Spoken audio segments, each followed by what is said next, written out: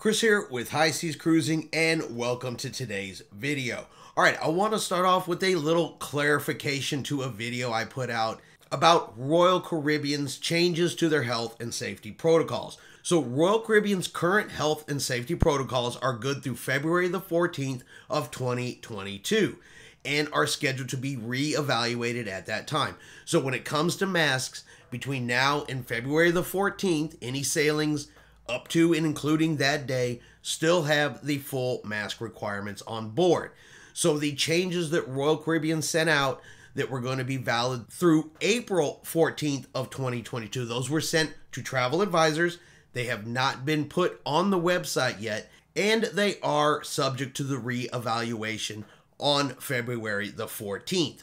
So while the wording did change in the possible health and safety protocol changes for Royal Caribbean, it is all really going to depend on that evaluation on February the 14th. You know, if COVID continues to go down, cases are low, everything is looking better, then the wording will change back to what it was pre-Omicron. I don't think I clarified that enough. I had several people in the comments asking, I don't see this on Royal Caribbean's website. Yeah, if you look on Royal Caribbean's website and you go under the masking policy, it says these are the current requirements till February the 14th, at which time it will be re-evaluated. That's on me. I should have clarified that more in the video. And whether or not these will go into effect, well, like I said, that's going to be determined during that re-evaluation. And now on to our current cruise news.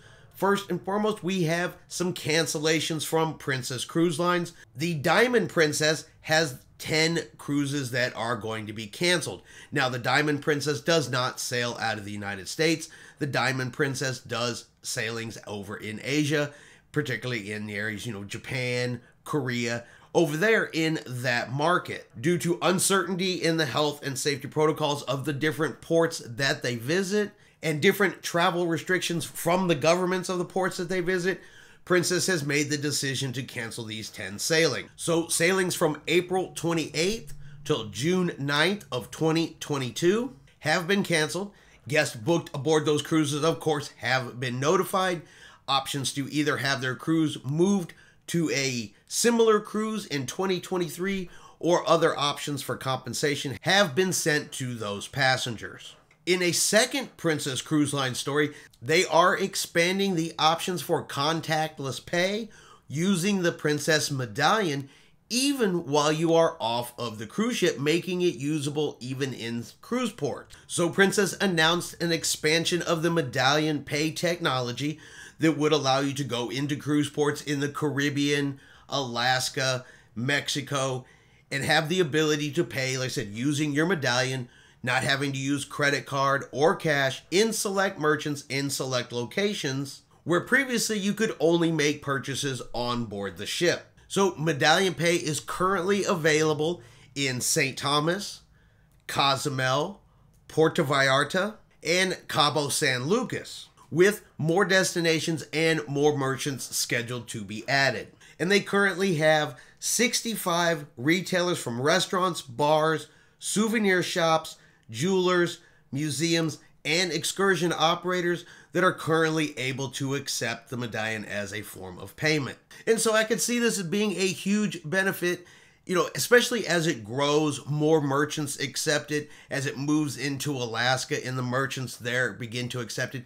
You don't have to take cash off the ship with you. You don't have to take your credit card necessarily off the ship with you. Just take your Medallion with you, have the ability to pay. Remember, no specific information is stored on the Medallion, such as your credit card information. And the merchants that are going to be accepting this or currently accept this, there should be a label there at their entrance letting you know they accept Medallion Pay. So what do y'all think of Princess's new plan, their new technology?